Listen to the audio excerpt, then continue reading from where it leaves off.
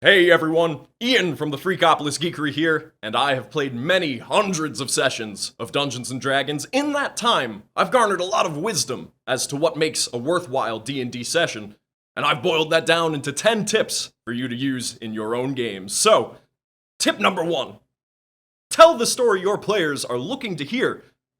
The details of the setting are decided upon by the DM, but the adventure itself and its overarching themes should be decided upon by the players, even if they don't realize it. For example, what I mean is, if the players constantly exclaim things like, "What's at the bottom of that ancient fortress?" or "How are we ever going to defeat the evil lich?" you provide the adventure and the means for them to resolve these questions. If your players are handing you suggestions, either in backstory or just random callouts, make use of these and listen closely, because it will be thoroughly entertaining. If they're making their way through a dark and misty set of woods in the night, and one of them calls out like a wolf and says we should be looking out for packs of wolves, make a random encounter of a pack of wolves. That's the adventure they're looking for. Talk with your players out of game. Make certain they're enjoying your sessions. It's up to you to survey everyone and be certain your players and characters have their place in your world. Next up, for my second tip, be attentive.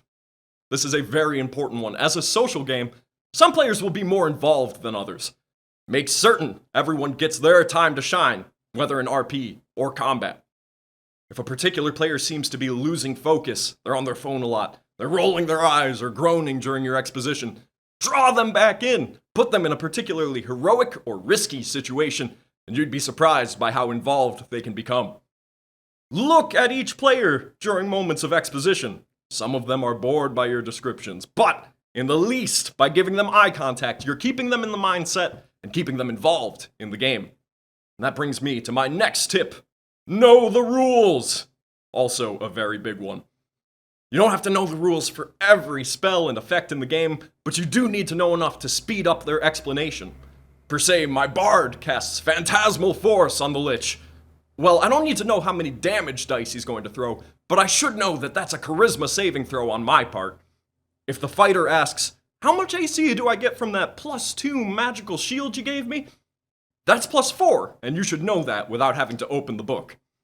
Next up, if you find the flow of the game is interrupted by disagreements about rules, make a quick decision, and then take it over with the specifics after the game is done. There's no need to bog everything down by flipping open the book. If a player manages to bend or break the rules during a session, and it's not caught until after the session, just figure it out. Make an agreement, and look in the books, and determine what the right course of action is. Everyone makes mistakes. It's usually not malicious. And that brings me to tip number 4, a particularly important tip for me. Know your DM style. Practice and recognize your strengths and weaknesses. Ask your players what they really enjoy most from your sessions. Or listen when they become particularly involved and focus in on those elements of your story. Are you particularly passionate about world building, dangerous traps, devious villains, or giant dungeons? Well then, make use of those passions, because it tends to be that your favorite part of a session and your favorite parts to detail are the best parts of the session. And that brings me to my 5th tip. Set the tone, keep the tone. Before your first sessions, let your players know what your boundaries are. If they're broken, do not ignore this. It's in your power to keep your campaign going. It's entirely in your hands. And every campaign has a unique tone, but every player has unique motivations. If there's a comedian in your gothic horror game, for example, indulge them on occasion, but make sure that their comedic efforts don't get in the way of the themes of your campaign. And that brings me to one of my favorite tips of our 10 here. Tip number 6. Fantasy. Fantasy! Tropes are to be used. They're not a bad thing. A knight in shining armor, a malicious red dragon overlord, a halfling thief with a heart of gold. There's a reason these things are used so much. They're awesome adventuring ideas. They're awesome characters, and they are very effective for your campaign as well. Be dangerous. No adventure is without risk, and a party in dire circumstances is often much more involved than one that never faces a challenge. Of course, Use this tip within reason. It'll take a little while for you to be able to balance out every encounter and make sure not to kill your entire party on accident. Be kind. Surprisingly, some of the best sessions have very little real danger involved at all. Solving a puzzle for some extra loot, or going to a banquet in the party's honor, are all very worthwhile parts of your story.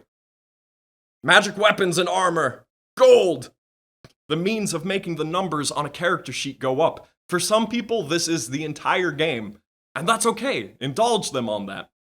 And that brings me to tip number 7. Bring the excitement! The players are looking to you to fulfill their adventuring needs. Do so with appropriate energy. No one describes fantasy in a mundane and boring way. Reinforce the best moments of your gameplay. If your cleric manages to heal one of their companions that is in particularly dire circumstance, or a fighter bests a particularly tough enemy, make sure they're able to bask in the glory of their efforts. Make it a part of the story. With experience, the game is very flexible. Encourage players to use their abilities and spells in very creative ways within your combat. But make sure to always try and say yes within reason. If a wizard wants to come flying down with his staff and use a fireball at the same time, sure, that sounds awesome. But that doesn't mean that the fighter should suddenly be able to produce fireballs as well. Tip number 8. Want to be an even better DM? Read! Read anything! All sorts of reading can expand your vocabulary and introduce you to literary devices that belong in your campaign just as much as any book. Borrow from everything! Everything is available for you to use as inspiration for your own D&D games, and there's a lot to work with out there. Sci-fi, horror, fantasy, everything can be incorporated in some way or another. Do not compare yourself to YouTube DMs. They're voice actors. They're doing a show. They're very entertaining to watch, admittedly, but it's not really D&D as I see it. Refer to tip number 4 if you want to know how to feel about this. Tip number 9. Expand your horizons. Tell a story in a setting that you've never told one in before. Introduce a monster that you've never even heard of before, and really try and sell it. Create some homebrew inventions of your own. These are the markings of a growing DM. When you feel like it, offer to swap with one of your players and enjoy a session as a player character for once. Sometimes you need to remind yourself what it's like to be just one person instead of a whole world.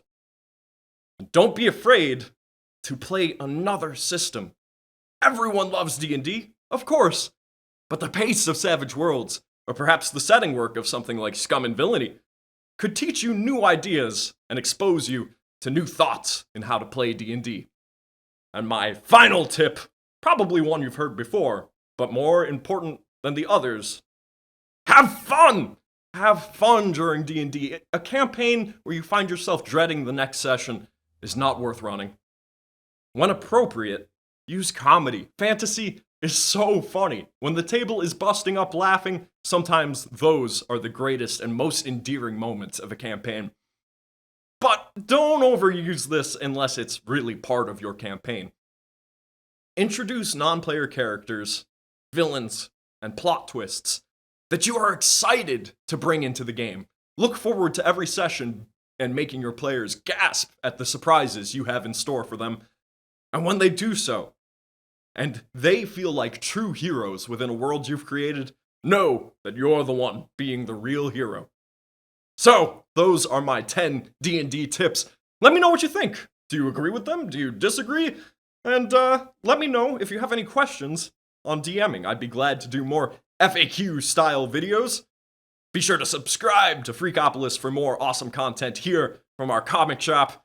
We have a few cool episodic things going on right now. And we will see you soon enough.